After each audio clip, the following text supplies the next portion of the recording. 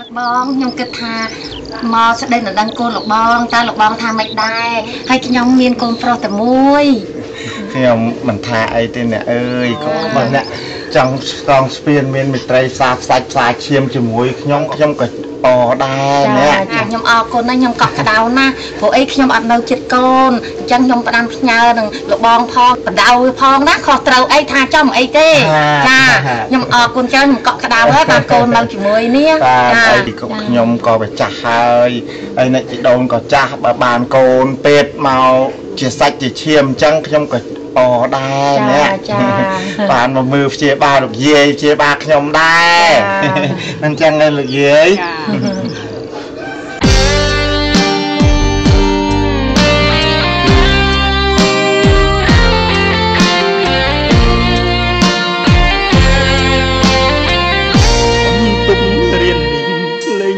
អូនហើ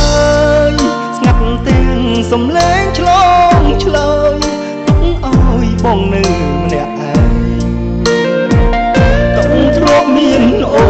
នថ្ងៃនេះស្ងួនបាត់ពីកន្លែងរឹកនឹកឲ្យរឹកចំបែងប្រឡាយត្រឹមក្តីស្រមៃស្នេហ៍វ័យសិក្សាវាសនាមិនគប់ក្រោយពេលបានប្រឡងជួបអភ័ព្វប្រត់ស្នេហ៍ថ្លើមថ្លៃគូរុំម៉ែអើពីទៅកាត់ចិត្តទាំងអាឡ័យព្រមតាមពាក្យគេចូលស្ដីចរណៃឆ្លើយទាំងទឹកភ្នែកបងត្រូវដើរចេញពីអូបងមិនខ្លួនមិនគួរនៅជ្រែកចាប់ស្នេហ៍យ៉ាងណាត្រូវតែបែងចែកបិទដួងត្រូវហ៊ានគូហែករំលែកតាមចិត្តពុំងាលទ្ធផលល្អគប់បានជាប់បាក់ដុកតែស្នេហ៍បែរត្រូវបាញ់ចប់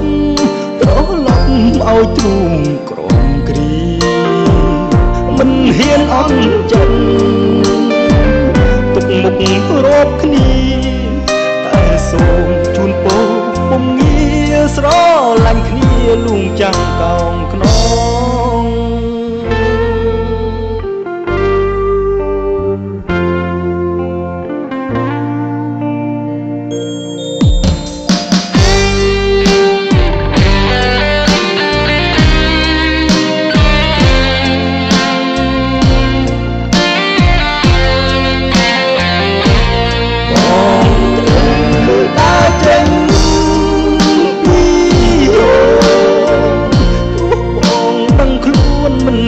នៅជ្រែក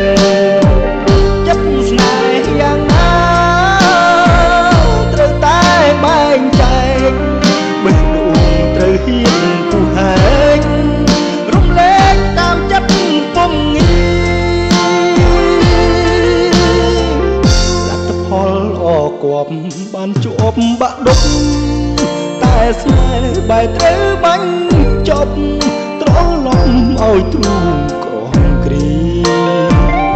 មិនហ៊ានអន់ចិត្តទុកមុខរាប់គ្នាតែសូមជូនពរពុំងារស្រឡាញ់គ្នាលួងចាំងកោងខ្នង